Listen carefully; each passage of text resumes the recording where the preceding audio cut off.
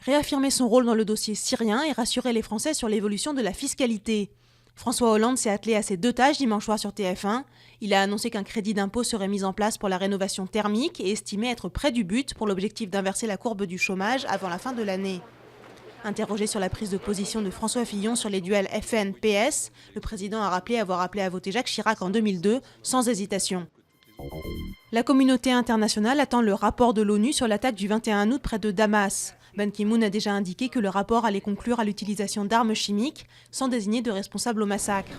Pendant ce temps, France, Royaume-Uni et États-Unis préparent une résolution pour le Conseil de sécurité. Elle pourrait prévoir des sanctions en cas de non-application par Damas de l'accord sur le démantèlement de son arsenal chimique. 500 personnes à pied d'œuvre pour une première mondiale. Sur l'île de Giglio, en Toscane, l'opération de redressement du Costa Concordia a commencé. Une opération compliquée par la taille du bateau, long de 290 mètres et haut comme un immeuble de 10 étages. En janvier 2012, le naufrage du bateau de croisière avait fait 30 morts et 2 disparus. Il marche pour célébrer un triste anniversaire. Dans la nuit de dimanche à lundi, les proches des otages français enlevés au Niger en septembre 2010 ont marché une quinzaine de kilomètres.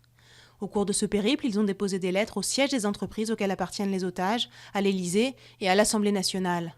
Dimanche soir, François Hollande a indiqué disposer de preuves de vie des 4 Français.